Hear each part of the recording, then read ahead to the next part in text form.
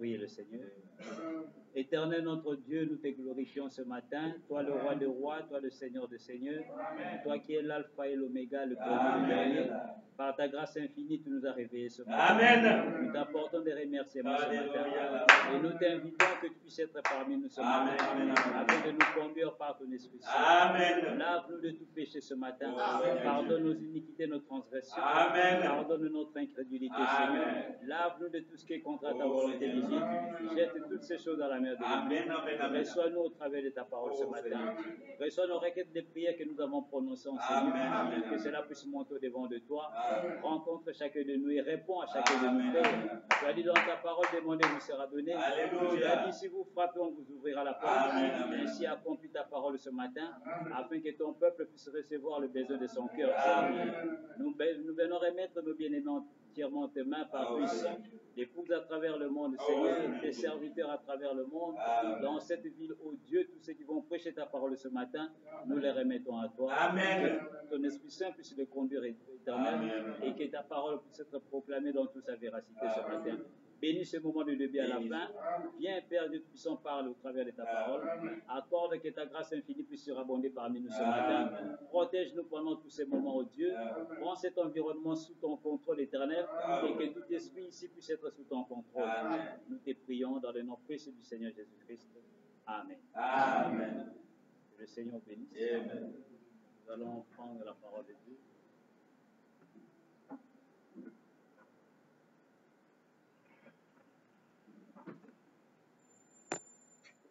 Nous allons lire une écriture dans les livres de Genèse.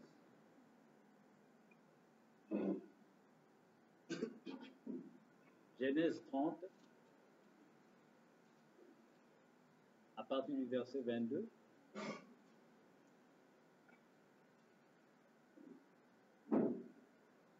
Genèse 30, 22, 22 à 24. Genèse 30, 22 à 24, je lis. La Bible dit ceci. Dieu se souvint de Rachel, il l'exauça et il la rendit féconde. Amen. Elle devint enceinte et enfanta un fils et elle dit, Dieu a enlevé mon opprobre. Amen. Et elle lui donna le nom de Joseph en disant que l'Éternel m'ajoute un autre fils. Amen. Que le Seigneur vous bénisse tous. Amen. Vous pouvez vous asseoir. Vous êtes tous les bienvenus ce matin. Amen.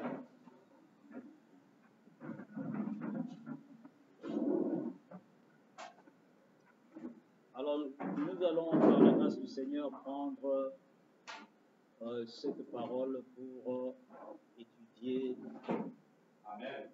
la vie de Joseph. Amen. Nous allons commencer ce mois de mai. Aujourd'hui, c'est le premier dimanche du mois de mai. Par la grâce de Dieu, nous allons entrer encore dans l'étude de la parole comme d'habitude. Nous allons parler de Taphnéac, Panéac, notre Joseph. Nous allons étudier la vie de Joseph afin que nous puissions réellement comprendre quel est le message que Dieu avait posé dans la vie de Joseph. Parce que toute la Bible parle de Christ. Toute la Bible, depuis l'Ancien Testament jusque dans le Nouveau Testament, cela a été écrit juste pour nous accorder un message.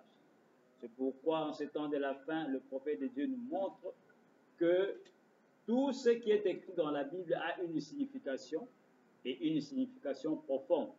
Et tout ce qui a été écrit dans la Bible parlait de Christ, parce que Christ est la parole.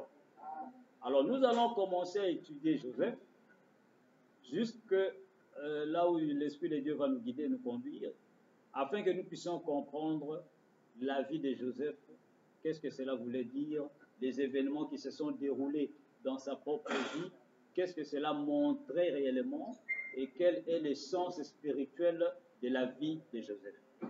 Alors nous voyons que Joseph, sa maman c'était Rachel et c'était le fils de Jacob. Amen. Ainsi Joseph est né de Rachel, qui était la femme la plus aimée par Jacob. Et Joseph, son petit frère c'était Benjamin et il avait aussi d'autres frères de son père. Mais au travers de sa maman Rachel, il n'était que deux. Il était lui, l'aîné de sa mère, et Benjamin, le dernier. Ce sont là les deux fils de Rachel qui était la femme de Jacob. Amen. Alors, quand Joseph va naître, qu'est-ce qui va se passer? Joseph, dans sa jeunesse, il a été haï de ses propres frères. C'est-à-dire, ses propres frères ne l'aimaient pas. Mais quelle était la raison pour laquelle ses propres frères ne l'aimaient pas? C'était juste parce que Joseph a commencé à avoir des songes, des rêves. Et quand il avait des rêves, des songes, il venait raconter cela à son père, à sa mère et à ses frères.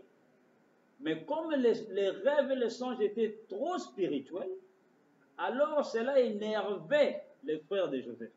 Ils n'étaient pas d'accord avec lui. Un jour, il a eu un songe.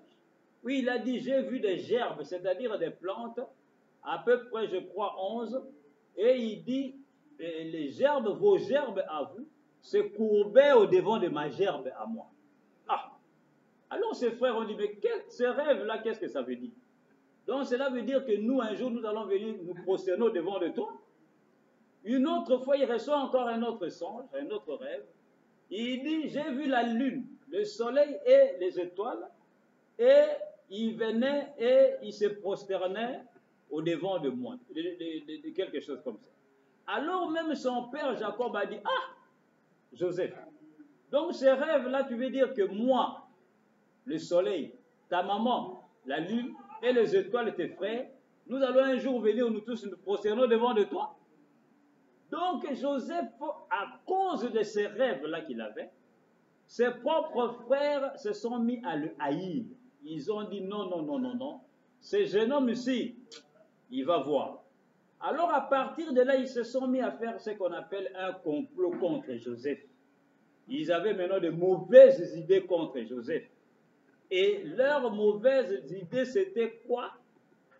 C'est comme nous le disons chaque fois, bien aimé. Quand le diable vient, il nous donne une petite maladie, il nous donne peut-être un accident, il nous donne... Ne vous en faites pas, ça ce n'est pas son but. Son but c'est de tuer. Parce que lui-même il s'appelle la mort. Mais seulement quand ça passe par des maladies, c'est Dieu qui protège. Mais le but du diable quand il attaque un enfant de Dieu, c'est pour le terrasser, le détruire. Alors les propres fils de Joseph, les propres frères de Joseph se sont mis à haïr Joseph. Maintenant écoutez ce qu'ils ont dit. Prenons Genèse 37, versets 15 à 20. Ils ont commencé à comploter contre Joseph. Nous allons lire beaucoup d'écritures bien-aimées afin que nous puissions baser ce que nous disons dans la parole. Amen, amen, amen, amen. Nous ne parlons pas en l'air, nous disons ce que dit la parole. Amen. Genèse 37, 15 à 20. Amen.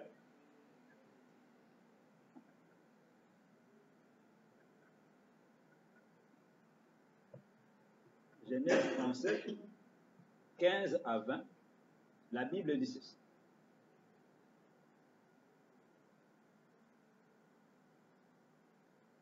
Qu'est-ce qui va arriver? Joseph, Jacob, son père, va l'envoyer pour aller chercher ses frères pour leur donner à manger, là où ils étaient en train de paître le troupeau dans les champs. Écoutez maintenant, quand Joseph part, il ne savait pas où se trouvaient ses frères, il s'est mis à les chercher. Alors il va rencontrer un homme. Au verset 15 de la Bible dit ceci, 37, 15 à 20, Genèse. Un homme le rencontra. Comme il errait dans les champs, il le questionna en disant, « Que cherches-tu » Joseph répondit, « Je cherche mes frères. Dis-moi, je te prie, où ils font paître leur troupeau. » Et l'homme dit, « Ils sont partis d'ici, car je les ai entendus dire, allons à Dothan. » Joseph alla après ses frères et il les trouva à Dothan. Ils le virent de loin. Ils le virent de loin. Qui? Les frères de Joseph. Amen. Amen. Ils voient maintenant Joseph venir de loin. Écoutez ce qu'ils vont dire. Et avant qu'il fût près d'eux, ils complotèrent de le faire mourir. Ils se dirent l'un à l'autre, voici les faiseurs de songes qui arrivent. Ah. Leurs propres frères, hein? Ils ont dit, voici les faiseurs de songes qui arrivent. C'est comme si c'était Joseph qui faisait ces songes-là par lui-même.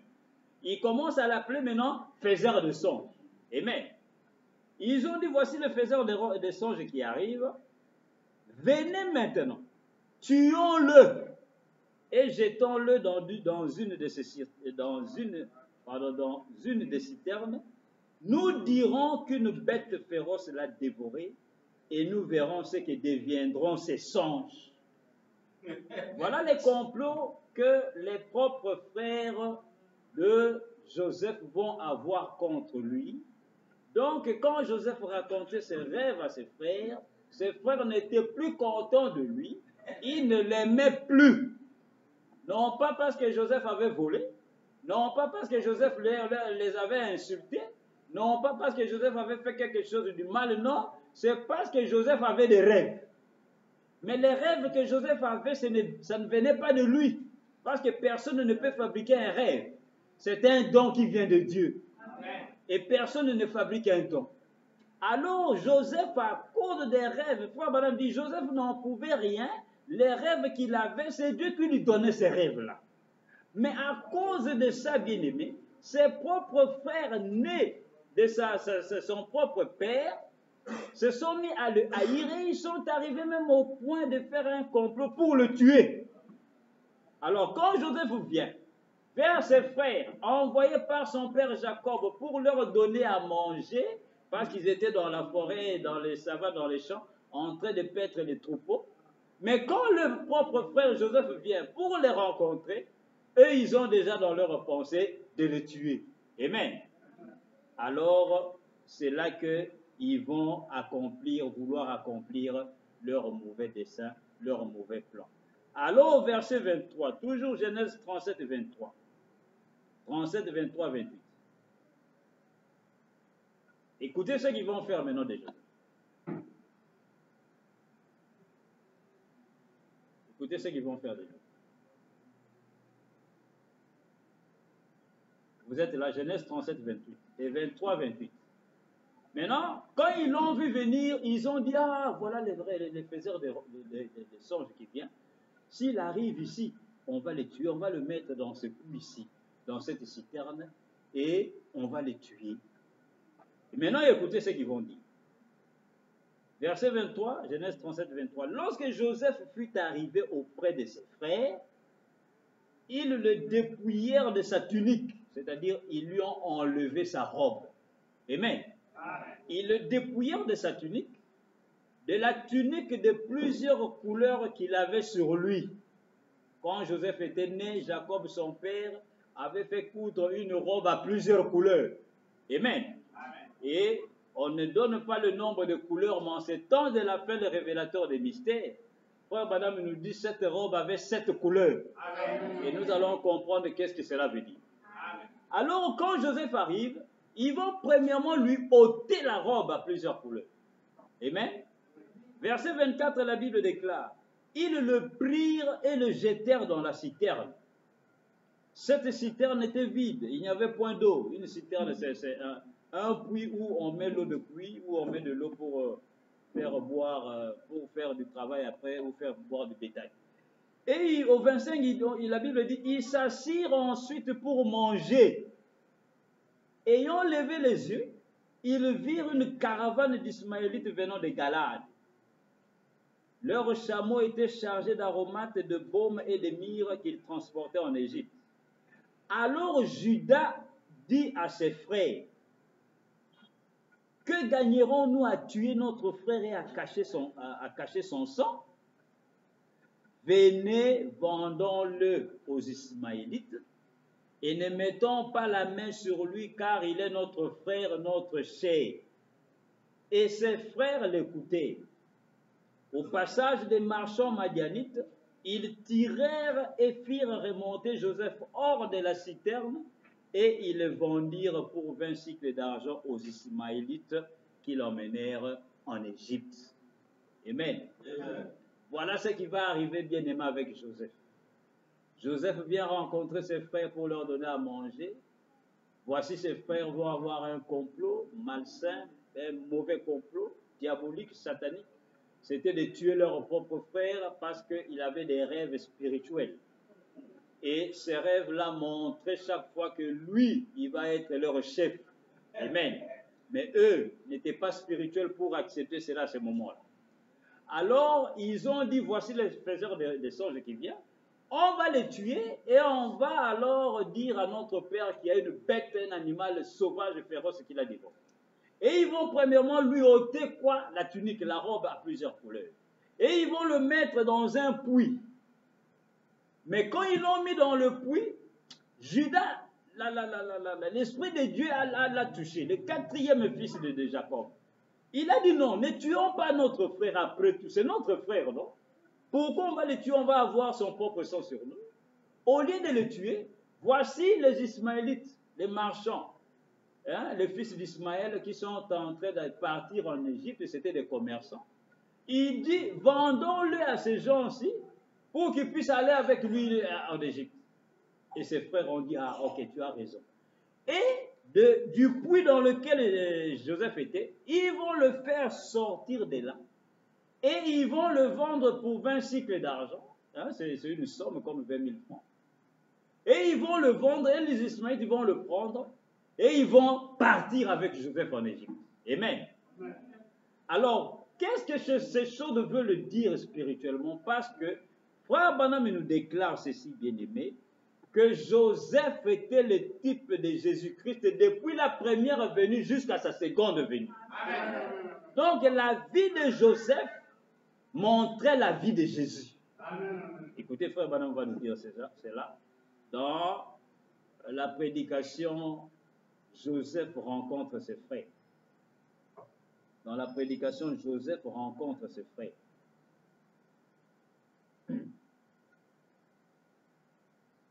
Il est 16. Prêché le 30 décembre 56. 30 décembre 56 au matin. Paragraphe 31, le prophète dit ceci.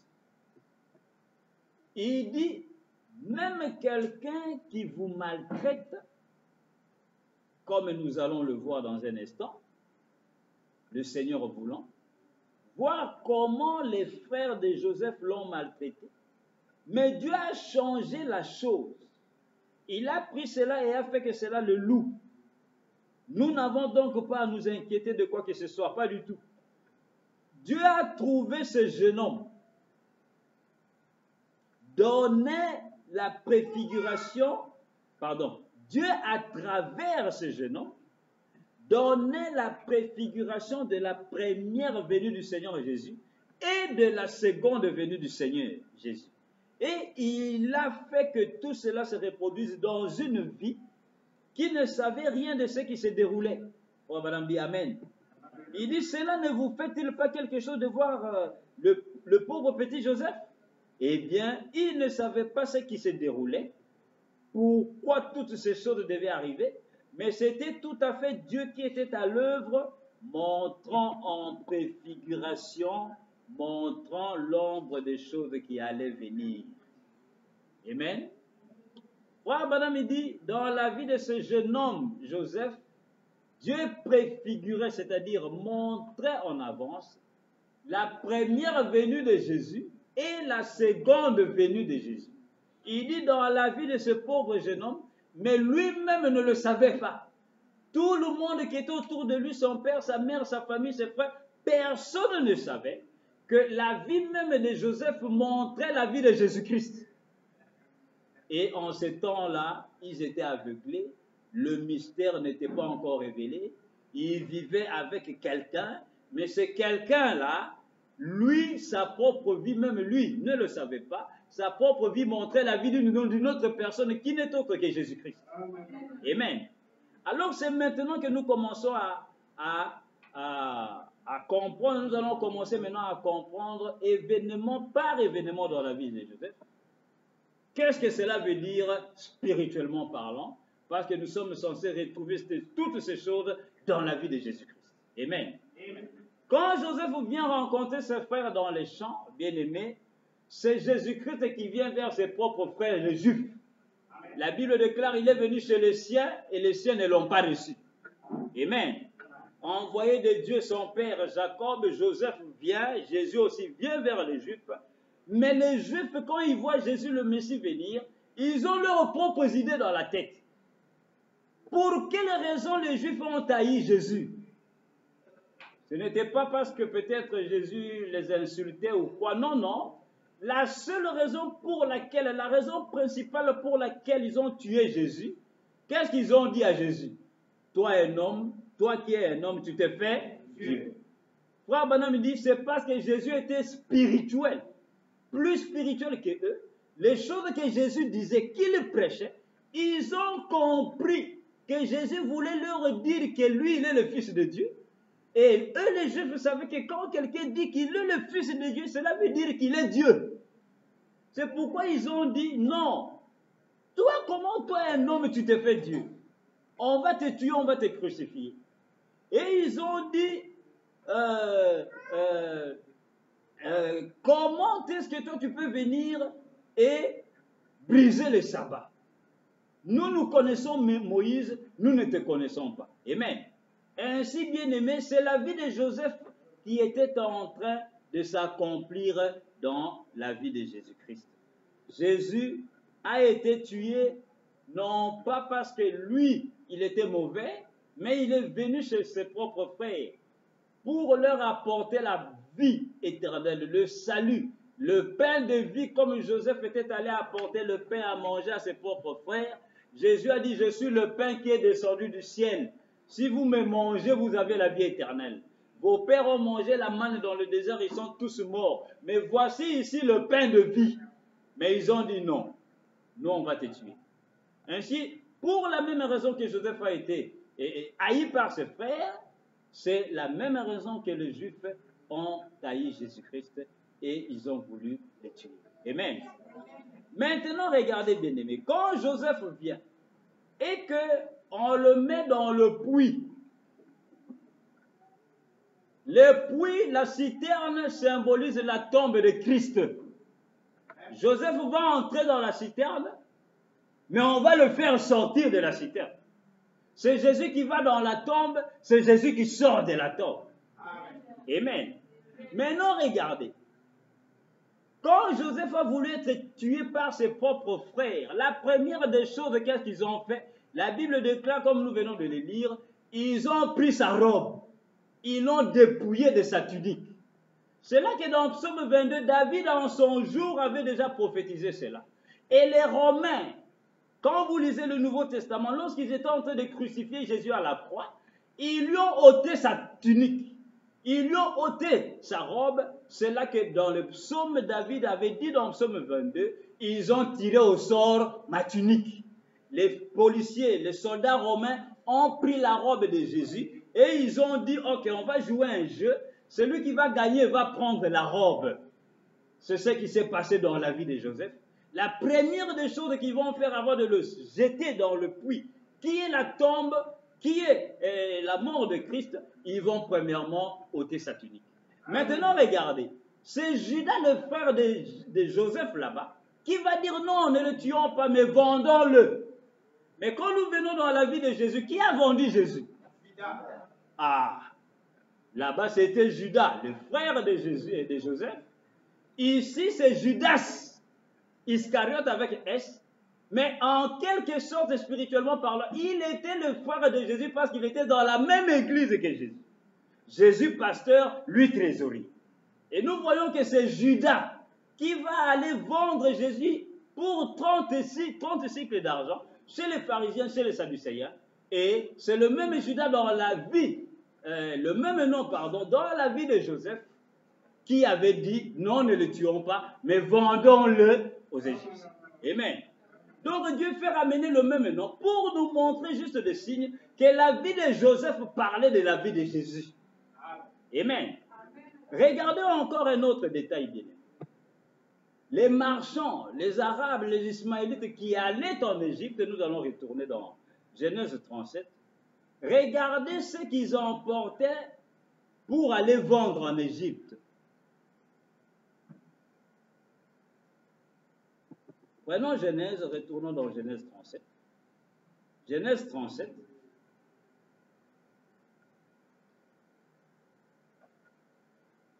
Genèse 37, 23, 28, 23, 24, 25. Écoutez les marchands ismaélites, ce qu'ils avaient dans leur bagage pour aller vendre en Égypte. Genèse 37. 23, à partir du verset 23. Lorsque Jésus fut arrivé auprès de ses frères, lorsque Joseph fut arrivé auprès de ses frères, ils le dépouillèrent de sa tunique et de la tunique de plusieurs couleurs qu'il avait sur lui.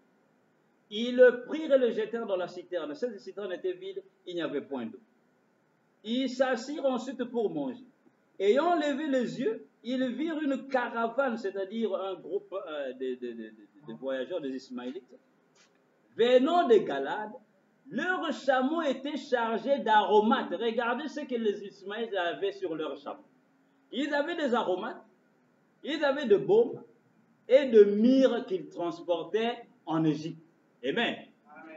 Regardez les trois choses que les Ismaélites avaient. Les choses qu'ils allaient vendre aux Égyptiens. C'était l'aromate, c'était le baume et c'était la myrrhe. Amen. L'aromate, ce sont des produits que ces gens-là fabriquaient qui venaient des plantes végétales et qui sentaient bon. Hein? Comme aujourd'hui, les sœurs, quand vous cuisinez, vous mettez des aromates comme les cubes magie et toutes ces choses-là. Des choses qui sentent bon. Amen. Qui donnent une bonne odeur.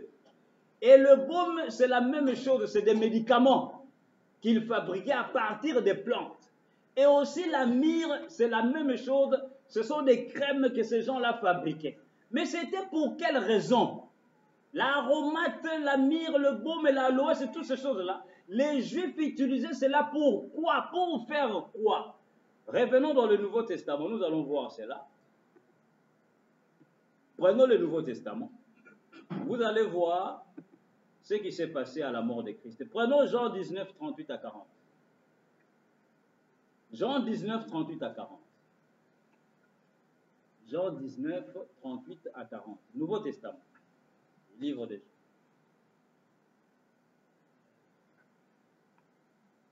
Vous êtes là? Amen. Jean 19, à partir du verset 38. Écoutez, à la mort de Christ, à la mort de Jésus, la Bible dit ceci, Jean nous raconte, il dit ceci. Il dit, après cela, Joseph d'Arimathée.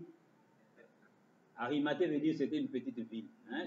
Et Joseph là venait de là, comme on dit Jésus de Nazareth. Joseph aussi venait d'Arimathée, c'est pourquoi on l'appelle Joseph d'Arimathée. Il dit après cela, Joseph d'Arimathée, qui était disciple de Jésus, mais en secret, par crainte des Juifs, demanda à Pilate la permission de prendre le corps de Jésus. Et Pilate le permit.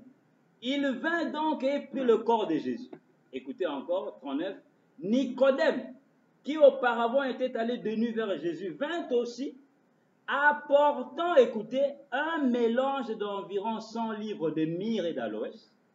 Ils prirent donc le corps de Jésus et l'enveloppèrent des bandes avec quoi? Avec les aromates, comme c'est la coutume d'ensevelir chez les Juifs. Amen. Amen. Les aromates, la myrrhe, le baume, les aloès, c'était des produits que les Juifs fabriquaient qui sentaient bon, et ils utilisaient cela quand il y avait un mort. Quand quelqu'un mourait, ils prenaient la myrrhe et ils fabriquaient cette myrrhe-là à partir des plantes et c'était comme une crème et ils oignaient le corps du cadavre pour que le cadavre ne pourrisse pas rapidement. C'est ce qu'on appelle l'embaumement. Et la myrrhe symbolisait à embaumer le corps. Les aromates, c'est pour faire fuir les mauvaises odeurs quand le corps commence à pourrir. Et les baumes et toutes ces choses-là, ils utilisaient cela pour le mort. Amen. Amen. Et les Égyptiens, les Ismaélites, quand ils allaient en Égypte, ils allaient vendre tous ces produits-là. Et Joseph, qui symbolisait Jésus, sera vendu aux Ismaélites, qui avaient avec eux les aromates, le baume et la myrrhe. Pourquoi? Parce que cela symbolisait la vie de Jésus, pour montrer que Jésus était la divinité au service pour mourir. Amen. De la même manière, quand Joseph entre dans la citerne et sort de la citerne, c'est la mort et la résurrection de Jésus-Christ. Et alors les aromates que les Ismaélites avaient, la myrrhe et tout cela, nous voyons cela encore au jour de la mort de Jésus. Même les femmes Marie de Magdala et l'autre Marie, quand elles sont allées très tôt le matin à la tombe, ils avaient des aromates et elles avaient de la myrrhe pour aller embaumer encore le corps de Jésus, afin que son corps ne pourrisse pas et qu'il n'y ait pas de mauvaises odeurs. Et cela, Dieu avait déjà montré cela dans la vie de Joseph, parce que Joseph parlait de Christ. Amen. Et la tunique bien-aimée, à plusieurs couleurs, c'était la robe de Jésus qui était tachetée de son sang. Et Frère Branham déclare, Jésus lui-même était l'alliance. Et l'alliance, cela veut dire quoi? C'est-à-dire un contrat, comment dire? Quand deux personnes ou deux groupes de gens ont des problèmes, ils vont dire, ok, venez, on va faire un contrat, on va faire une alliance, on va s'entendre sur des points, on va faire ceci, on va faire cela, on va faire cela. Et tout le monde se met d'accord, se met ensemble, ils disent, ok, on va faire cela. Et Frère Branham déclare, Jésus-Christ était l'alliance, il était même le messager de l'alliance. Pourquoi? Parce que quand Dieu a eu des problèmes avec l'homme, lorsque l'homme a péché dès le commencement, là, Dieu a cessé la communion qu'il avait, la parfaite communion avec l'homme. Cette communion a été perdue. Mais Dieu va faire l'alliance avec l'homme, disant à l'homme, venez, plaidons ensemble. Si vos péchés sont rouges comme le cramoisi, ils deviendront blancs comme la neige. Venez, nous allons parler. Alors Dieu va avoir une réunion avec l'homme. Mais l'alliance que Dieu va conclure avec nous, pour dire, moi je ferai ceci, vous aussi vous ferez cela. Cette alliance-là, c'était Christ. C'est pourquoi la Bible déclare, Dieu était en Christ, réconciliant le monde avec lui-même. Amen. Dieu a dit maintenant, moi je viens à Christ Jésus, vous aussi venez à lui. C'est ici que vous et moi nous allons nous réconcilier. C'est pourquoi Jésus était le messager de l'alliance. Il avait la robe à 7 couleurs qui symbolise les 7 cornes de l'agneau, les 7 esprits de Dieu, l'alliance que Dieu a scellée avec son peuple. Amen. Et Dieu avait déjà montré cela avec Joseph. C'est pourquoi Joseph avait une tunique, une robe à 7 couleurs, comme Frère Branham nous le révèle en ces temps de la fin. Amen. Donc nous voyons bien aimés que la vie de Joseph ne typifiait, ne montrait que la vie de Christ. Mais l'avantage avec ces choses bien aimées, c'est que lorsque nous étudions ces choses très profondément, cela va nous aider, va beaucoup nous aider à comprendre ce que Dieu devait accomplir en ces temps de la fin. Amen. C'est pourquoi dans le psaume 22, David, en son jour, avait crié quand il était en train de chanter « Mon Dieu, pourquoi m'as-tu abandonné ?» Jésus a crié à la croix avant de mourir « Mon Dieu, Eli, Eli, lama sabachthani » Et on a traduit cela, on a dit, Jean a traduit, il a dit « Eli, Eli » veut dire « Mon Dieu, pourquoi m'as-tu abandonné ?» Cela était déjà proclamé, prophétisé par David dans le psaume 22. David dit « Je pourrais compter tous mes os. » Eux, ils observent, ils m'observent, ils me regardent. Ils se partagent mes vêtements, ils tirent au sort ma tunique. Et toi, ô Éternel, ne t'éloigne pas de moi. Toi qui es ma force, viens en hâte à mon secours. Amen. Alors nous voyons bien aimés que Joseph va être vendu aux Égyptiens. Et quand Joseph part en Égypte, c'est la vie de Jésus-Christ. C'est Jésus qui, après sa mort, son ensevelissement, son enterrement, et sa résurrection, va maintenant se tourner vers l'Égypte qui n'est pas l'Égypte naturelle maintenant, mais c'est vers nous les païens. Parce que maintenant, il est venu chez les siens et les siens ne l'ont pas reçu. Il met les Juifs à l'écart. Il va maintenant se tourner vers un peuple qui portera son nom. Il va chercher parmi les nations un peuple qui portera son nom. Amen. Mais nous allons premièrement attirer votre attention sur quoi? Sur la citerne, le puits.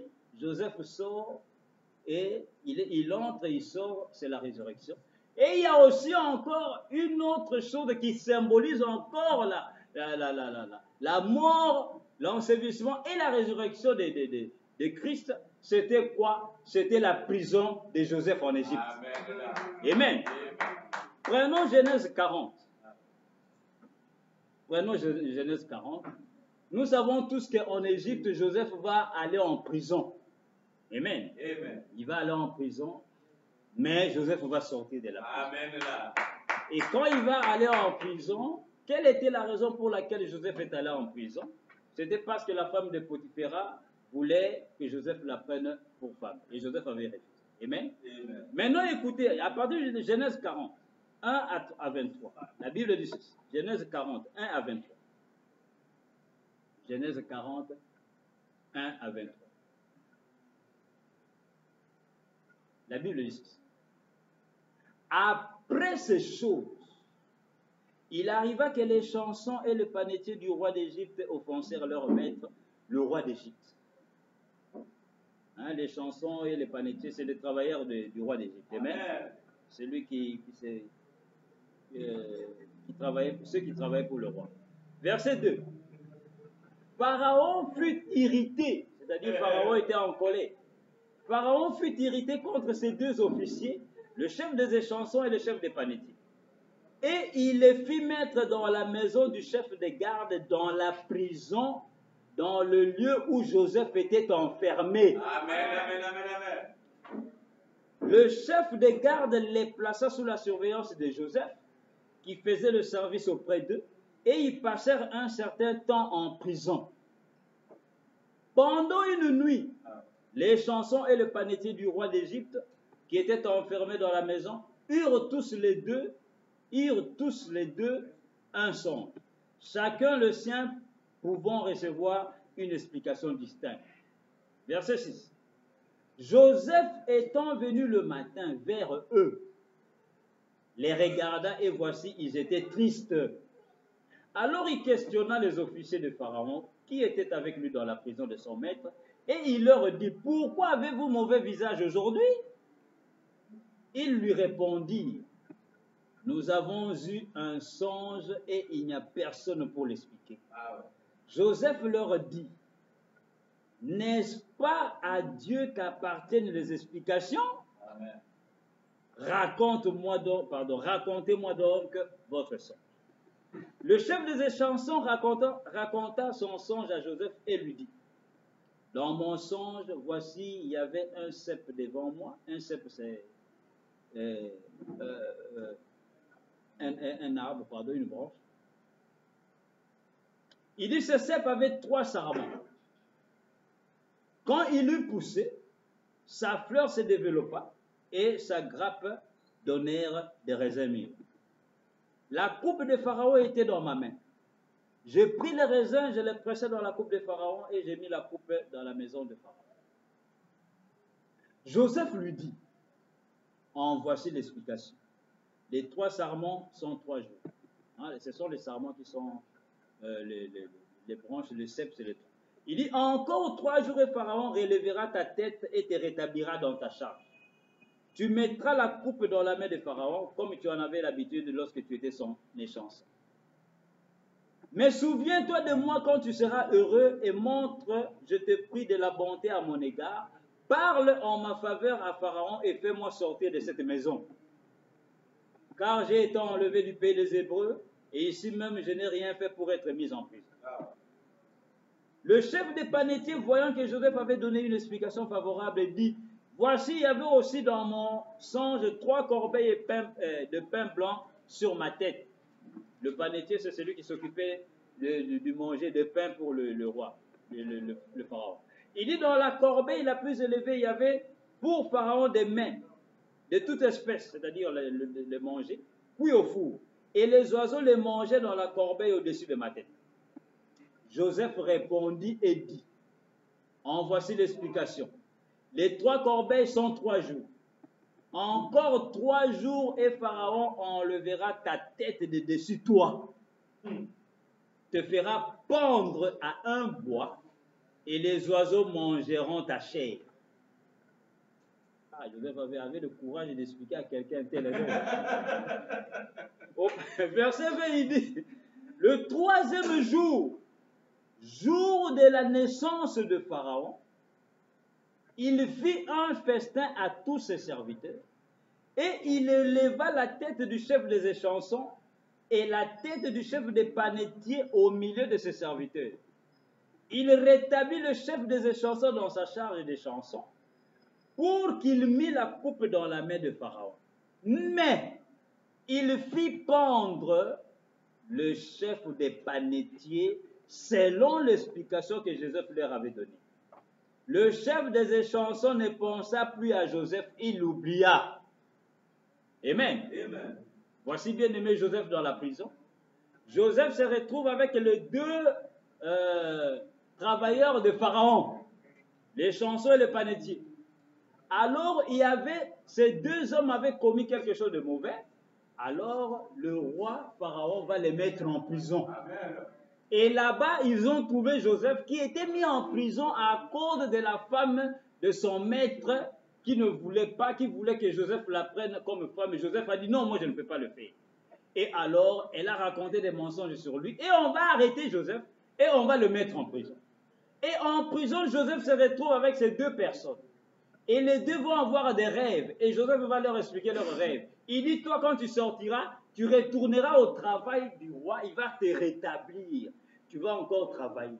Et quand tu sortiras, alors souviens-toi de moi. Parle au pharaon pour qu'il puisse me faire sortir d'ici. Parce que je n'ai rien fait. Mais il dit à l'autre, les chansons, il dit, toi, ton rêve veut dire, on va te tuer. Quand tu vas sortir d'ici, le roi va te pendre, tu seras tué. Et quand les deux personnes sortent, à l'anniversaire du roi, le 3e jour, c'est là que le roi va alors accomplir exactement les explications des rêves donnés par Joseph. Il va prendre l'un, il va le rétablir dans son travail, et l'autre, on va le pendre comme Joseph l'avait dit. Amen. Amen. Ainsi, ici, nous voyons la vie de Jésus. Quand Jésus était crucifié à la croix, il est mort avec deux brigands. L'un à sa gauche, l'autre à sa droite. Amen. Et quand Jésus était sur la croix, il y a eu un brigand qui va lui dire, mais si toi tu es le Messie, mais sauve-toi toi-même et sauve-nous aussi. Parce qu'on a dit que toi tu es le Messie. Et l'autre brigand lui dit, qui était à sa droite, dit à l'autre brigand, il dit, mon frère, pourquoi tu peux raconter de telles choses? Nous subissons notre sort. Nous sommes des brigands. On a volé, on a fait des mauvaises choses. Si on est ici, nous sommes en train de purger, c'est la justice qui s'est fait. Mais pas lui. Lui, qu'est-ce qu'il a fait? Et le monsieur va dire à Jésus, il dit, souviens-toi de moi lorsque tu reviendras dans ton règne. Amen. Jésus le regarde, il dit, aujourd'hui, tu seras avec moi dans le paradis. Alléluia. Oh, Ainsi, un brigand a été sauvé, l'autre a été perdu. De la même manière avec Joseph là-bas en Égypte, deux personnes qui étaient avec lui dans la prison qui symbolise la croix de Jésus qui symbolise la tombe. Un, quand il sort, il sera perdu, le roi va le tuer, mais l'autre sera rétabli. C'est le type des deux brigands qui meurent avec Jésus à la croix. L'un est sauvé, l'autre est perdu. Amen. Ainsi, vous voyez bien aimé la précision de la Bible. C'est pourquoi la Bible, c'est un livre très mystérieux. Parce que regardez des années avant, comment la vie de quelqu'un peut s'accomplir dans la vie d'une autre personne à la lettre. C'était Dieu qui écrivait sa Bible. Amen. C'est pourquoi la Bible ne ment pas. Amen. Quand vous voyez une parole dans la Bible, croyez-la. Amen. Amen. Amen. Amen. Amen. Parce qu'aucun livre dans le monde n'a été écrit comme la Bible. Ah non. No way. Frère Banam dit dans tous les points, No way. mathématiquement parlant, historiquement parlant, Amen. tout est en ordre. Amen. Parce que c'est Dieu qui a écrit la Bible. Amen. Amen. Amen. La Bible déclare, c'est poussé par le Saint-Esprit que les hommes ont parlé de la part de Dieu. Amen. Amen. Amen. Alors nous voyons que Joseph, quand le panetier saurait qu'il est rétabli, Joseph lui avait dit, ne m'oublie pas. Mais le monsieur a oublié. Il a oublié qu'il y avait quelqu'un qui a raconté les songes, leurs songes. Amen. Mais qu'est-ce qui va arriver? Joseph ne restera pas éternellement dans la prison. Non. Joseph va sortir dans la Amen. prison. De la même manière qu'il était sorti de la citerne du puits, dans lequel ses frères l'avaient mis, symbolisant aussi la résurrection. Et dans la prison aussi, Joseph va sortir de la prison. Mais regardez, Joseph sort de la prison quand? Lisons cela dans Genèse 41, versets 1 à 3.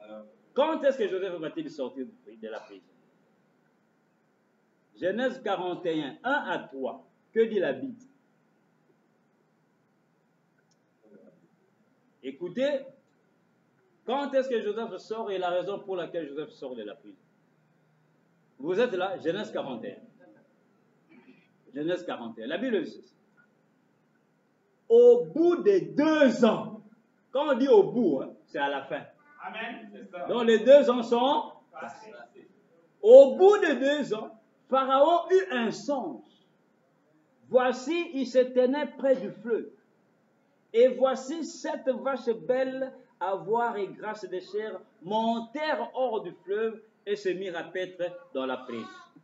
7 autres vaches laides à voir et maigres de chair montèrent derrière elles hors du fleuve et se tinrent à leur côté sur le bord du fleuve. Amen. Vous pouvez continuer à lire le songe du Pharaon jusqu'en bas. Mais nous nous arrêtons là pour gagner du temps. Alors regardez bien aimé, la Bible est bien claire. 2 ans après que Joseph soit dans la prison, au bout de 2 ans, le roi lui-même maintenant reçoit un songe. Il voit 7 vaches maigres et 7 vaches grasses qui vont se lever. Et les 7 vaches maigres vont manger les 7 vaches grasses, hein, les grosses vaches, qui sont en bonne santé. Mais les vaches maigres et laides vont manger les autres. Ils voient encore un autre songe où ils voient les 7 épis. Les épis, hein, comme les plantes. Les épis gras et les épis laids, maigres. Les épis maigres vont manger les épis gras. Et le pharaon ne comprenait pas. Mais qu'est-ce que cela veut dire? Il ne pouvait s'expliquer le son. C'est alors à ce moment-là que le panetier qui était dans la prison avec Joseph, 2 ans après, va se souvenir parce que le roi Pharaon va appeler toute sa cour, tous ses magiciens, tous ceux qui travaillent pour lui, qui lui racontent des songes, qui lui interprètent des songes. Il leur dit, j'ai eu un songe, expliquez-moi. Mais la Bible déclare, personne ne pouvait expliquer au roi Pharaon le rêve qu'il avait eu. C'est alors que le panetier se souvient, il a dit, ah roi, quand j'étais en prison, il y a un hébreu là-bas qui nous a expliqué les songes. Et quand nous sommes sortis, cela s'est passé exactement. Moi, je suis revenu au travail, tu m'as rétabli. Et l'autre a été tué. Exactement, c'est comme cela qui nous avait dit cela. Amen. Maintenant, écoutez au verset 14 à 16. Quand le panetier va raconter cela au Pharaon, qu'est-ce que Pharaon va dire? Genèse 41, 14 à 16. C'est là que le Pharaon va faire appeler Joseph. Au bout de 2 ans. Amen. Genèse 41, verset 14 à 16. Pharaon fit appeler Joseph. On le fit sortir en hâte de prison. En hâte veut dire en toute vitesse. Amen. Rapidement. On le fit sortir en hâte de prison. Il se rasa. Qui se rasa? Changea de vêtements. Amen. Et se rendit vers Pharaon. Comprenez bien ces détails. Joseph ne va jamais chez Pharaon avant de se raser et de changer de vêtements. Quand il sort de la prison. Amen. Amen. Verset 15. Pharaon dit à Joseph. Alors il rencontre le roi Pharaon. Alors Pharaon dit à Joseph, j'ai eu un songe. Personne ne peut l'expliquer. Et j'ai appris que tu expliques un songe. Après l'avoir entendu. Joseph répondit à Pharaon en disant, ce n'est pas moi, c'est Dieu qui donnera une réponse favorable à Pharaon. Alléluia. Amen. Alors Pharaon va raconter le rêve à Joseph. Et Joseph va lui expliquer, lui disant, les 7 vaches maigres qui mangent les 7 vaches grasses, ce sont les 7 années, il y aura 7 années d'abondance dans le pays, et il y aura aussi 7 années de famine. Mais quand les 7 années d'abondance vont passer, quand la famine va venir, les gens vont oublier toutes les bonnes années, les 7 années d'abondance, et il y aura une famine terrible qui va frapper le monde. Et Joseph s'explique et il dit, Les deux songes, c'est le même rêve. Alors, le roi dit, mais qu'allons-nous faire? Et c'est là que Joseph va proposer au roi d'emmagasiner la nourriture, de construire des hangars partout dans toutes les provinces et d'amasser des blés et garder pendant les années d'abondance pour que lorsque cette année de famine viendront, que les gens puissent toujours avoir à manger. Et quand le roi entend cela, le roi dit, ce n'est pas possible. Vraiment, ça, c'est un homme de Dieu. Amen. Amen. Maintenant, retournons bien aimé à ce détail. Quand Joseph sort de la prison, c'est la résurrection de Jésus-Christ. Amen. Qui est mort, enseveli, avec deux personnes. L'un est sauvé, l'autre est perdu. Mais quand il ressuscite, amen, Amen. et qu'il se retrouve en Égypte dans un pays païen, la première des choses à la résurrection de Jésus, après sa résurrection, la première des choses qu'il fait, pour rencontrer Dieu qui est Pharaon à ce moment-là, Joseph se rase la barbe. Amen. Joseph change de vêtements. Avant même que le roi puisse lui raconter son rêve, Joseph, quand il sort de la prison, pour aller vers le roi et recevoir le rêve du roi et l'expliquer, Joseph a déjà rasé la barbe. Joseph a changé de vêtements. Alléluia. Amen. Amen. Vous comprenez ça? Alléluia. Amen. Et nous allons prendre une écriture avant d'avancer. Vous allez voir qu'Ésaïe aussi avait prophétisé cela. Amen. Alléluia. Prenons Ésaïe 7. Écoutez ce qu'Ésaïe avait dit en son jour. Ésaïe 7, verset 20 à 22. Ésaïe chapitre 7, verset 20 à 22.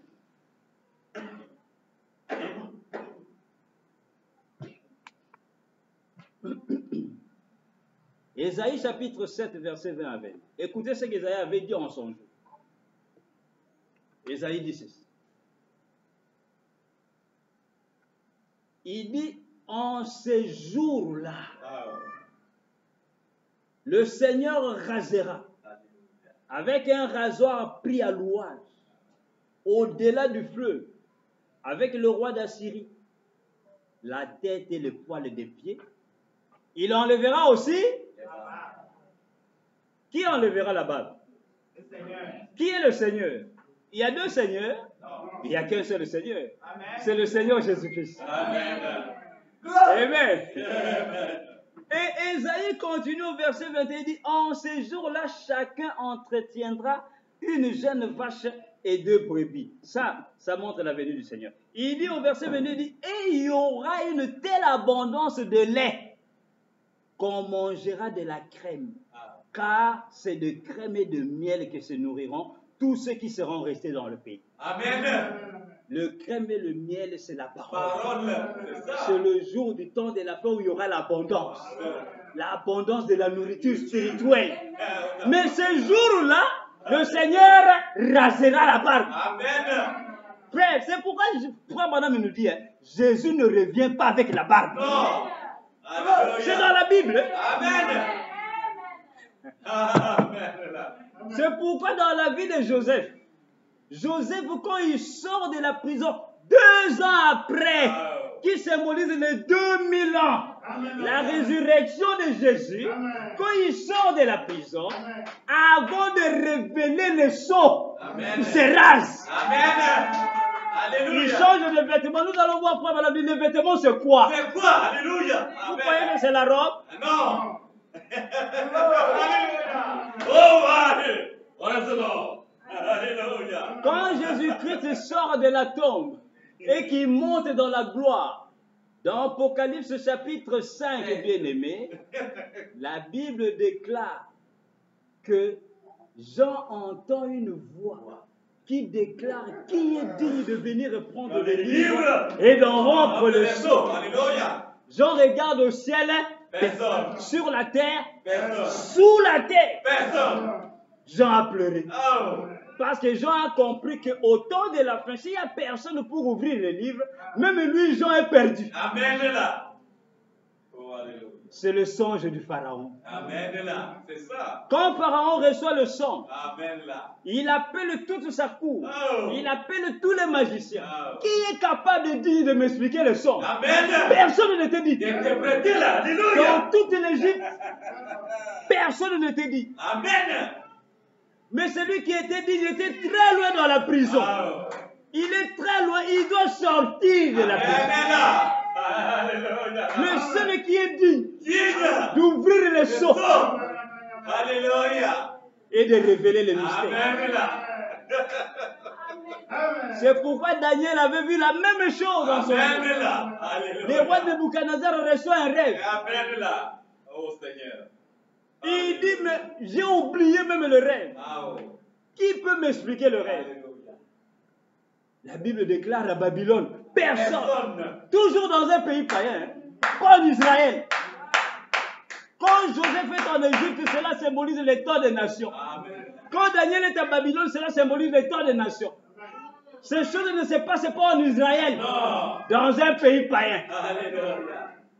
Amen. Nebuchadnezzar dit, j'ai eu un rêve. Mais le problème en est que j'ai oublié le rêve. Ces magiciens, ces marabouts, tous ceux qui expliquaient le rêve au pharaon, à Nebuchadnezzar, ils ont dit, roi, fais au moins un petit effort de te souvenir du rêve. Comme ça, même s'il y a un petit morceau de rêve, on peut interpréter. Le roi dit, je vois, vous voulez gagner du temps. Parce que vous n'arrivez pas. Moi, j'ai oublié le rêve. Et je veux que vous puissiez premièrement me dire le rêve que j'ai eu. Amen. Mais je me souviens que c'était un symbole. Ah. Et aussi, vous devez m'expliquer les symboles du rêve. Amen là. Les magiciens, les marabouts de toute Babylone. Alléluia. Ils ont dit, roi, ce que tu demandes, c'est une chose impossible. Ça ne peut jamais se faire, à moins que les dieux du ciel descendent sur la terre. Amen. Eux-mêmes témoignent. Alléluia. Mais sur la terre, il y avait un homme. Amen. C'était Daniel. Amen. Amen. Alléluia. Et le rêve du roi, le songe du roi à Babylone, qui était même oublié, Ah. ce sont les mystères qui sont cachés dans les livres mais qui ne sont pas écrits. Ce sont les 7 coups de tonnerre qui ont été défendus à Jean dans Apocalypse chapitre 10 d'être écrits. Quand l'ange a dit, quand Jean a écouté les 7 coups de tonnerre, il a voulu écrire. Mais l'ange lui dit, scelle ce qu'on dit le tonnerre et ne l'écrit pas. Mais au jour de la voix du 7e ange, quand il commencera à sonner la trompette, alors le mystère de Dieu s'accomplit. En Égypte, Pharaon reçoit un rêve. Il connaît bien ce rêve. Il se souvient du rêve. Ce sont les mystères écrits dans la Bible. Amen. Tout le monde peut lire, Ah oui. mais ne comprennent pas. Amen, amen, amen, amen. Les gens ne comprennent pas. Ah frère, il est écrit qu'Adam et Ève vont manger un fruit, non? C'est un fruit. Oui, c'est un fruit, mais c'est un fruit. Est-ce que c'est une mangue? C'est une pomme. Ainsi, au temps de la fin, personne ne pourra expliquer cela si ce n'est Joseph seul. Amen. Alors nous voyons, bien-aimés, prenons Apocalypse chapitre 5 pour que nous puissions comprendre pourquoi Joseph se rase, pourquoi Joseph change de vêtements avant de même écouter le rêve du roi et de l'interpréter. Alléluia. Apocalypse chapitre 5, 1 à 10. Apocalypse chapitre 5, 1 à 10. La Bible dit ceci. Apocalypse 5. La Bible dit ceci.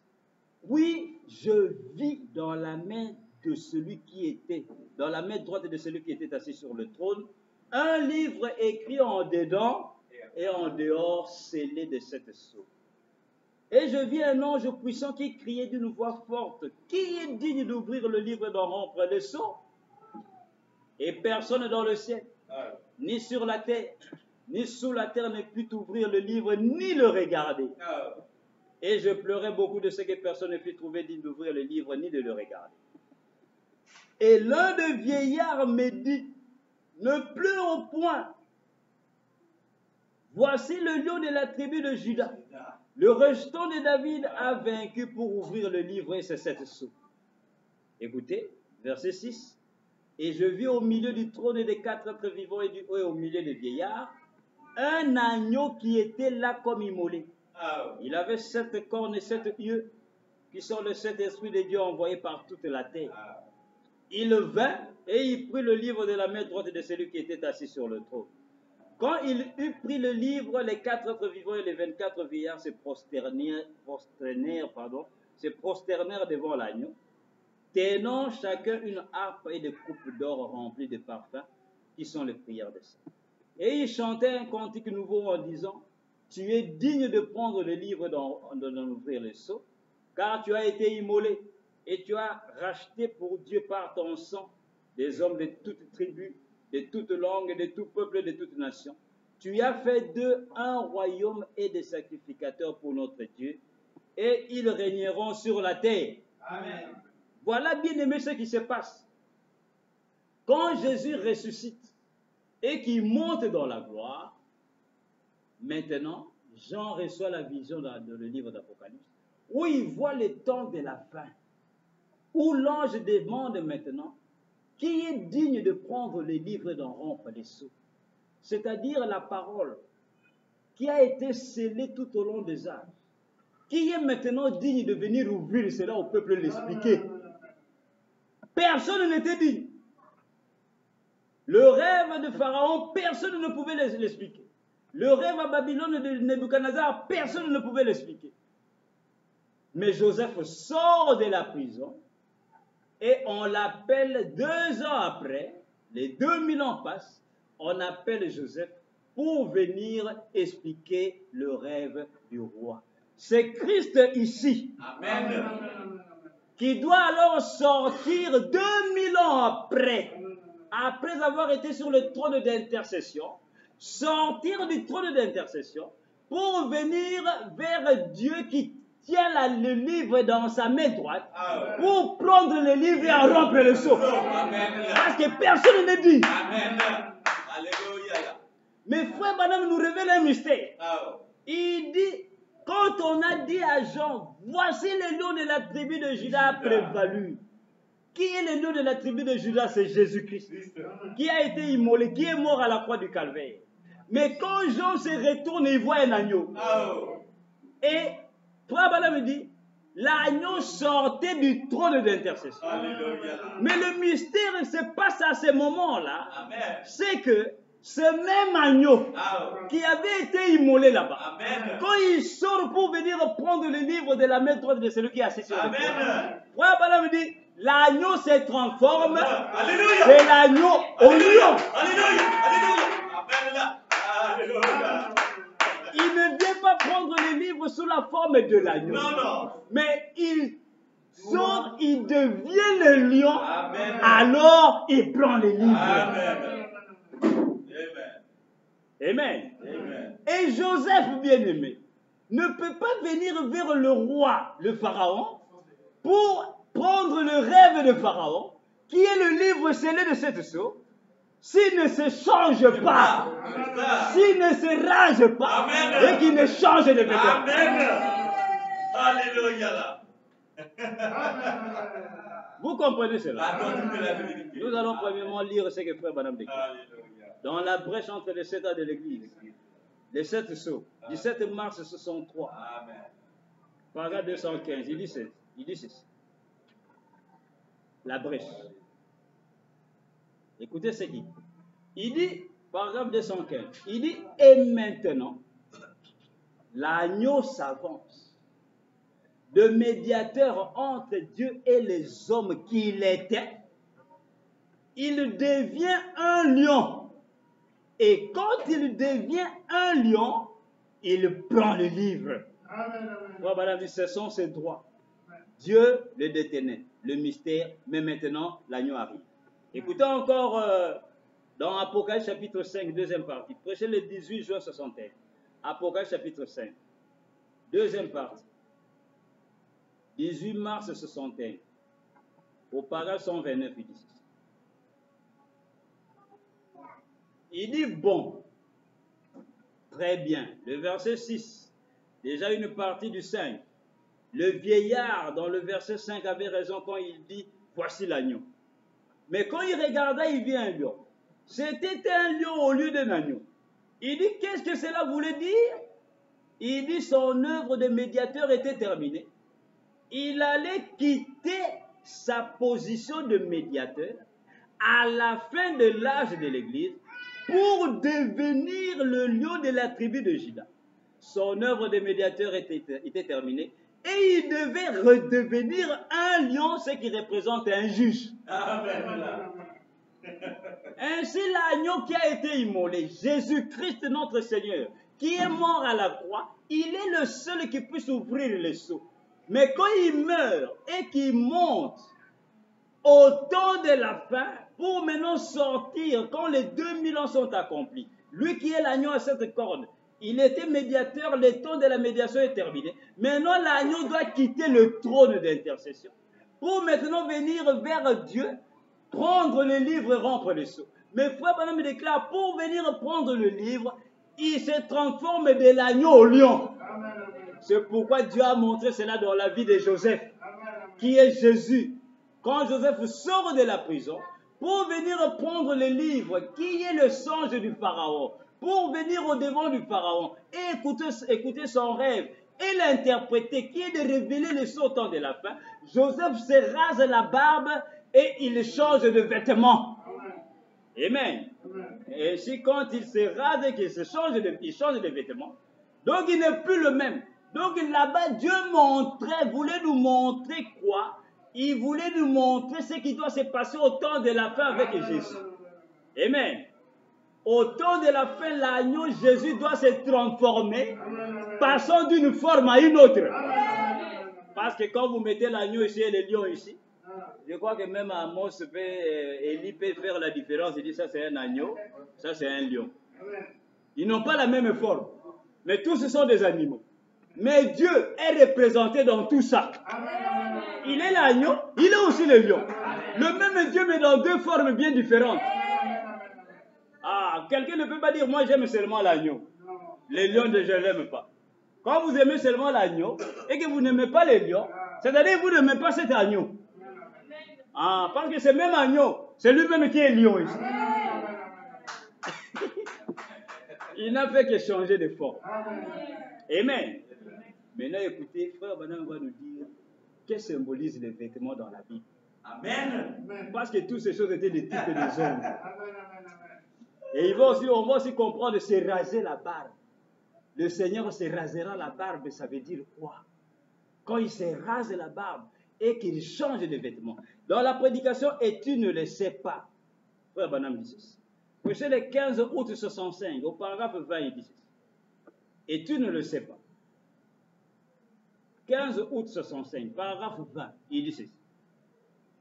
Il dit, et je suis vraiment reconnaissant pour frère Orman Neville, pour sa précieuse épouse et sa famille. Je prie Dieu de les garder fidèles à lui et à la cause. Et s'il le trouve bon, puissons-nous être ici dans le tabernacle quand le Seigneur Jésus viendra nous chercher, vous voyez, pour nous emmener dans l'enlèvement.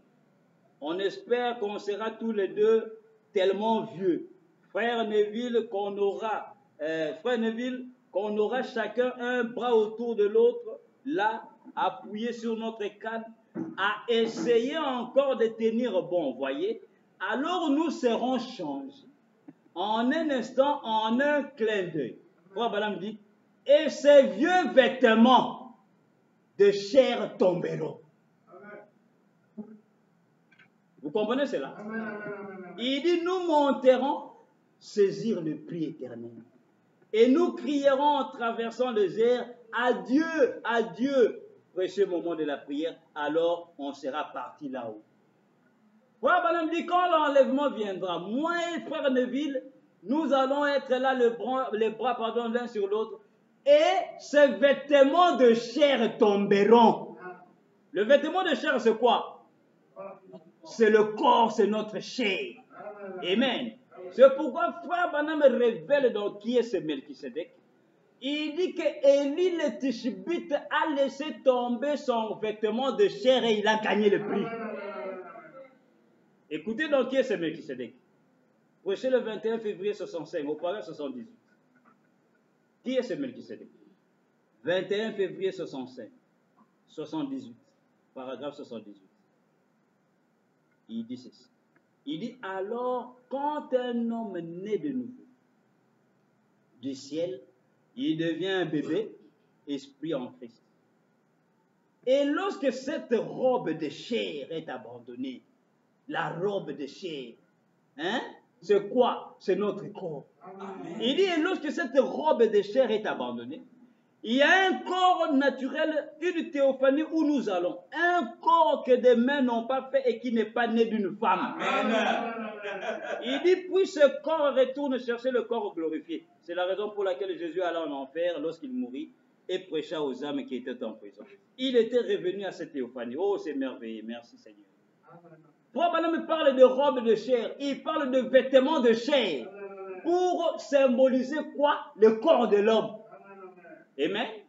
Et il continue toujours dans qui est le Melchisédek 88, il dit, après avoir reconnu que la parole de Dieu elle-même était de la nourriture de l'aigle, il laissa les autres choses. Vous avez alors été transformés en l'image vivante du Dieu vivant.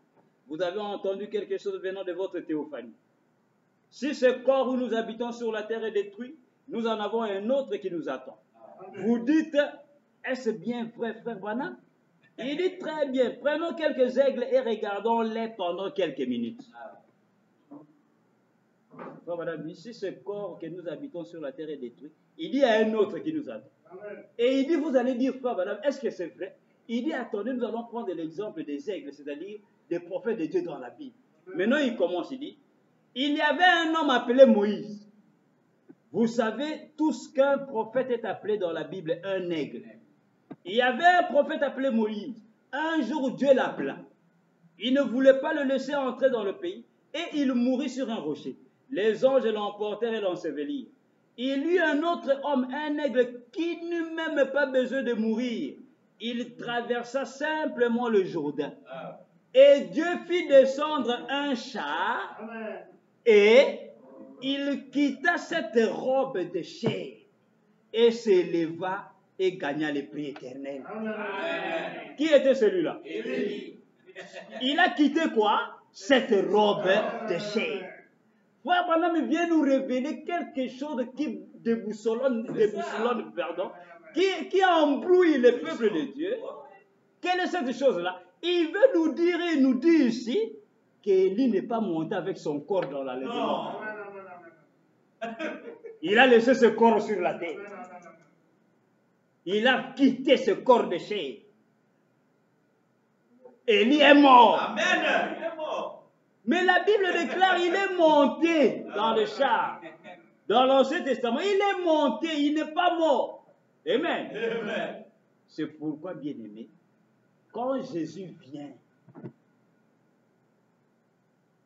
il a complètement embrouillé les Juifs.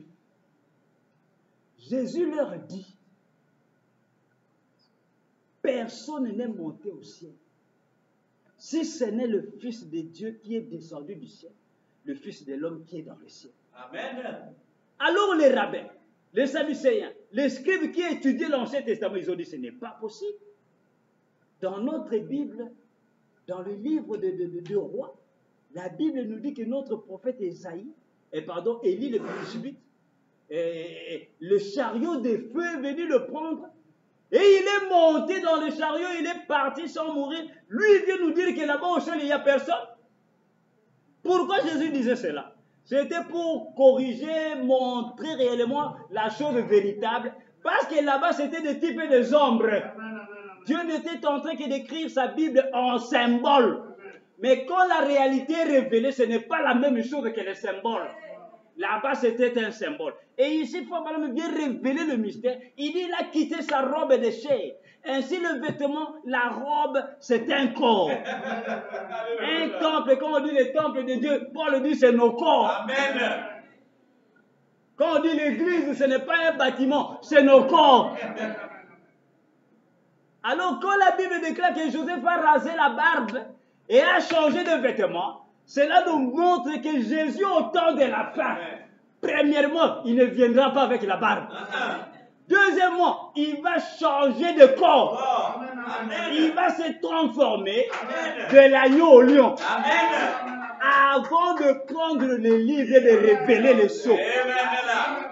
C'est pourquoi vous ne verrez jamais Jésus avec la Bible, la barbe et la robe en train de révéler les sceaux. Non. Parce qu'il doit se transformer. Amen. Amen. Amen. Amen. Dieu avait déjà écrit cela dans la vie de Joseph. Ainsi, personne ne peut effacer ça. Amen. Amen. Amen. Amen. Amen. Si ici la chose change, c'est que Dieu avait menti là. Mais Dieu ne peut pas mentir. Frère Branham dit la seule manière que je prêche la Bible, il dit c'est d'aller voir ce qui a été là-bas. Amen. Et de ramener cela ici. Alléluia. Il dit je suis un typologue. Ah oui. Je fais la typologie. Amen. C'est de voir les types et les ombres parce que les types et les ombres ne faillissent jamais. Amen.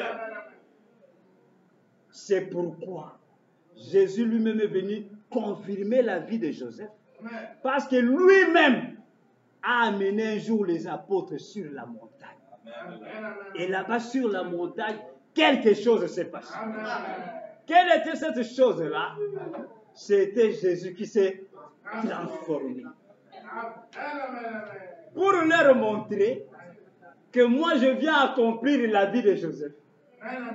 Maintenant nous allons lire cela et nous allons continuer le dimanche prochain pour parler à propos de la montagne de la transfiguration dans Matthieu 16 et Matthieu 17. Amen. Prenons comme avant-goût, nous terminons par là, pour ne pas prendre beaucoup de choses au même moment. Prenons Matthieu 16, 26 à 28. Matthieu 16, 28 à 28. Matthieu 16, 26 à 28.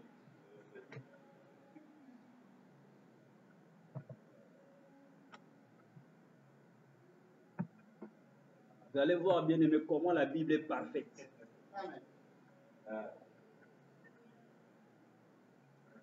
Matthieu 16, 26 à 28. Matthieu 16, premièrement. Prenons d'abord Matthieu 16, 26 à 28. Les deux derniers versets de Matthieu 16.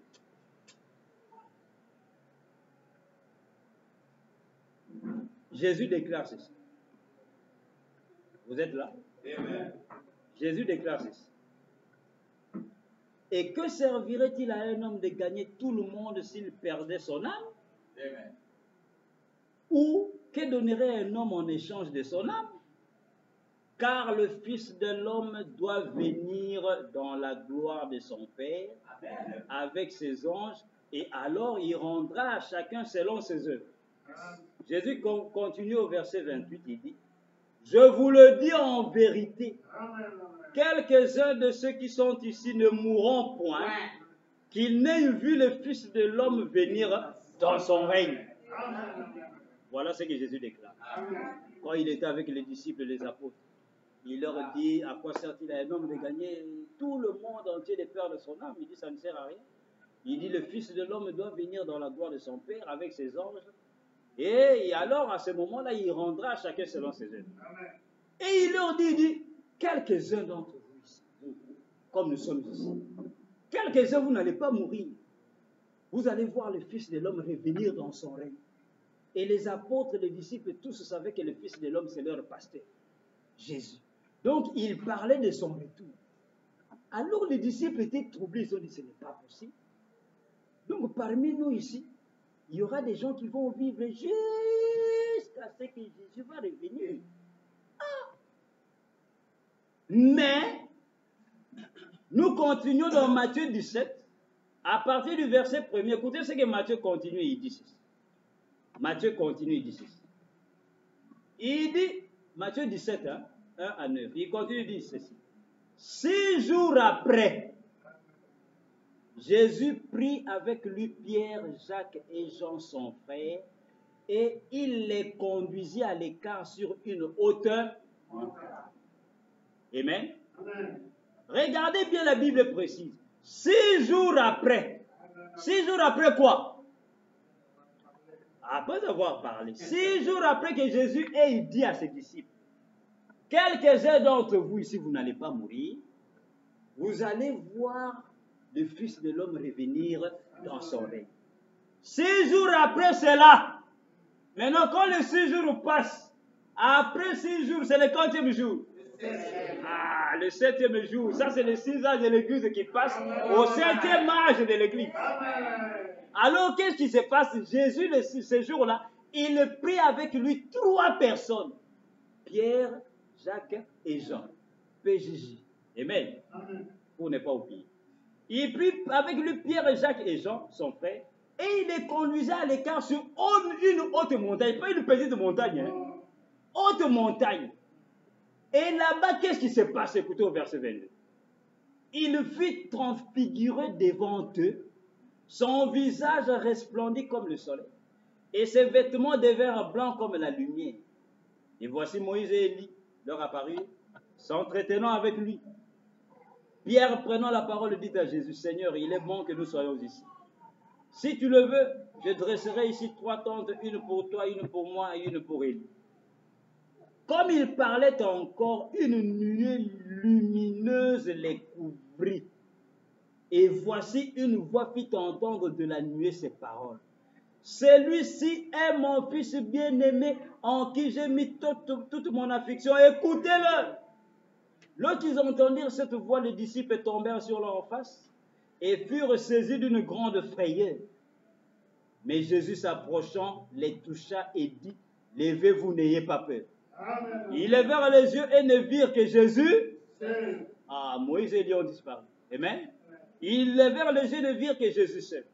Comme ils descendaient de la montagne, Jésus leur donna cet ordre. Ne parlez à personne de cette vision. Ah, donc c'était une vision. Ne parlez à personne de cette vision jusqu'à ce que le Fils de l'homme soit ressuscité des morts. Amen. Donc sur la montagne, après avoir dit aux disciples que quelques-uns de vous, vous n'allez pas mourir, vous allez voir le Fils de l'homme revenir dans son règne. Il n'a pas dit vous tous, il a dit quelques-uns. Quand on dit quelques-uns, c'est-à-dire au milieu de gens, on est peut-être 10, mais on ne prend pas 10, on prend peut-être 2 ou 3. Et là, Jésus a pris 3, Pierre, Jacques et Jean, et il les amena sur une haute montagne. Et quand ils arrivent sur une haute montagne, Dieu va leur donner une vision. Amen. Amen. Ils voient des choses comme un film. Et qu'est-ce qui se passe? Ils voient Jésus.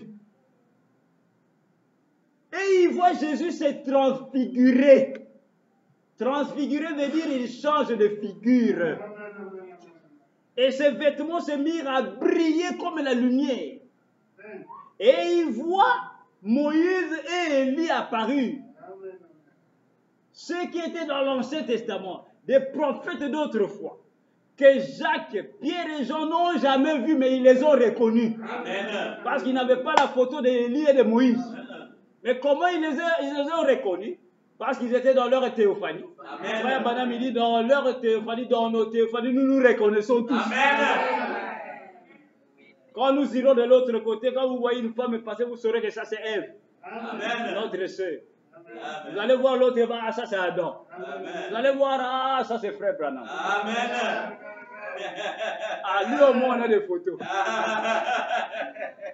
Amen. Alors Jésus va se transfigurer complètement. Il va se changer, la figure va complètement changer. Et alors une nuée va apparaître sur la montagne. Peut-être les gens qui étaient au bas de la montagne voyaient la nuée là-bas, on ne sait pas. Ou comme c'était une vision, on ne sait pas si cela s'est passé physiquement. Alors qu'est-ce qui se passe? Alors Moïse et Élie apparurent et la voix retentit de la nuée, disant, celui-ci est mon fils en qui j'ai mis toute mon affection. Écoutez-le. Amen. La voix n'a pas dit ceux-ci sont mes fils, écoutez-les. Non, celui-ci. La voix parlait de qui? De Christ. Alors avec cette peur-là, Pierre, Jacques et Jean sont tombés sur leur face. Et quand ils sont tombés sur leur face, Jésus s'approche d'eux et il leur dit, levez-vous. Et quand ils se levèrent, ils n'ont vu que Jésus seul. Moïse et Élie ont disparu, ils sont partis. Et Jésus leur donne un ordre. Quand on dit un ordre, frères et sœurs, ce n'est pas de demander à quelqu'un juste de faire une faveur. Non. Jésus leur a interdit. Amen. Il dit, ce que vous venez de voir, ne dites cela à personne. Jusqu'à ce que le Fils de l'homme soit parti dans la gloire. Ne le dites à personne. Cette vision que vous venez de voir. Ne racontez pas ces choses.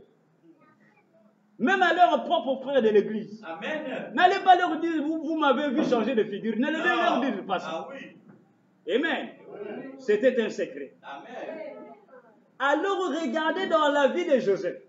Le fait de Joseph de se raser la barbe et de changer de vêtements symbolisait la montagne de la transfiguration. Amen, amen, amen. Cela montrait qu'au temps de la fin, Amen. Jésus, notre Joseph, notre véritable Joseph, la face qui marchait, qu'il avait là-bas en Galilée, avec laquelle il marchait à Jérusalem, ici il n'aura plus cette face-là, il va se transformer. Amen. Alléluia. C'est pourquoi dans la vie de Joseph et Esaïe, ils ont dit notre Seigneur se rasera la barbe. Si vous voyez Jésus venir avec la barbe, chassez-le. Ça serait un faux Jésus. Parce que la Bible nous dit, notre Jésus n'aura pas la barbe. Amen. C'est pourquoi les Jésus que vous voyez les gens dessinés aujourd'hui, ce sont des faux Jésus. C'est pour cette raison quand la nuit apparaît, et même le tableau d'Hoffmann que nous avons, c'est ça la véritable représentation de la face de notre Seigneur qu'il avait quand il marchait en Galilée. Parce qu'aujourd'hui, tous les mystères doivent être révélés.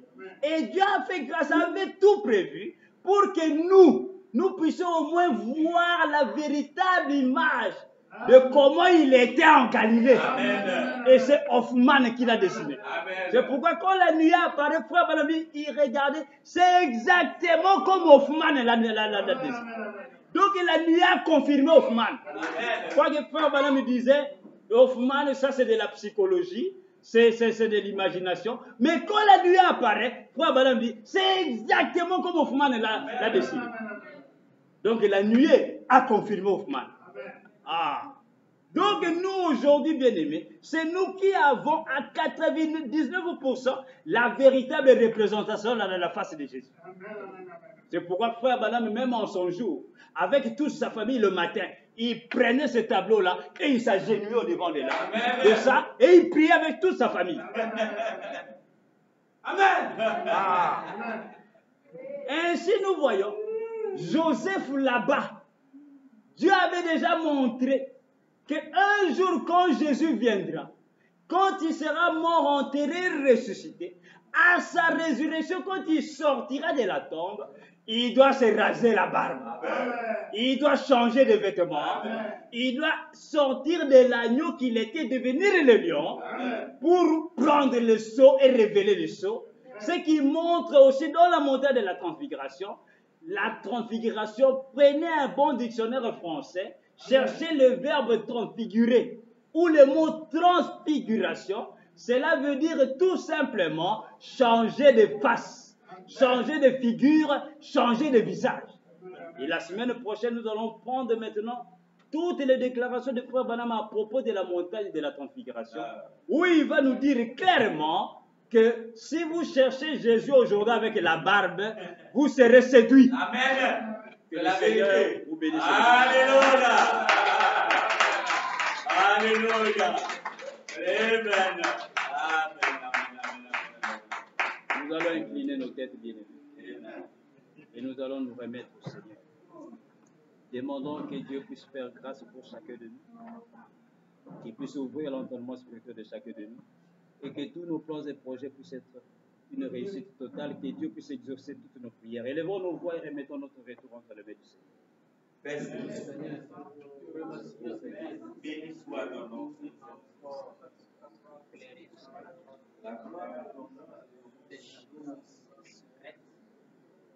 Merci pour ta parole, Seigneur.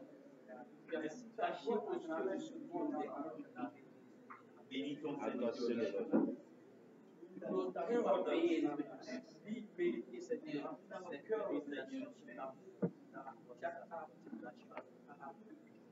À toi, Seigneur. Seigneur Dieu, merci parce que nous sommes identifiés à toi.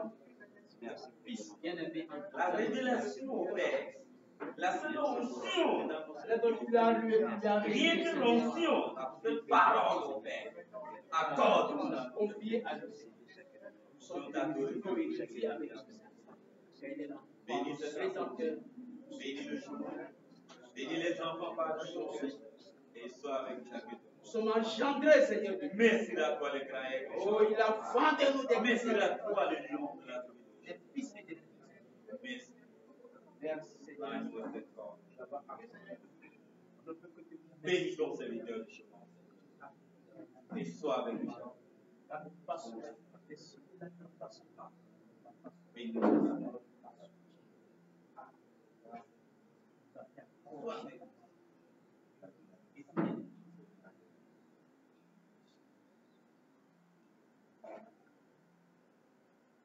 Éternel, notre Dieu, nous venons te remercier une fois de plus.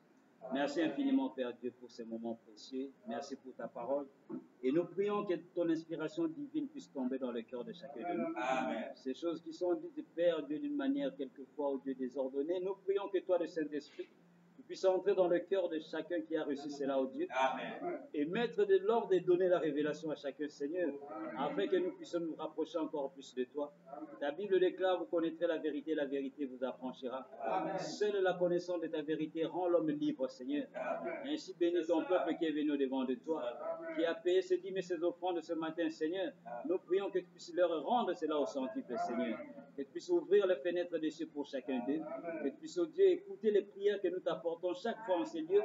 À chaque fois que nous nous réunirons, Père Céleste, que toi seul puisses nous recevoir. Bénis nos familles au loin, nos bien-aimés. Bénis les jours qui vont venir. Bénis ce mois qui commence, Seigneur. Protège les enfants parmi nous, oh Dieu. Que toute maladie puisse être guérie parmi ton peuple.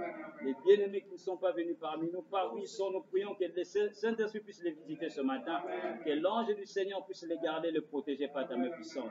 À toi l'honneur et la gloire. Nous te remercions et nous te prions. Dans le nom précieux du Seigneur Jésus-Christ, le même hier et éternellement. Amen. Amen. Que le Seigneur bénisse.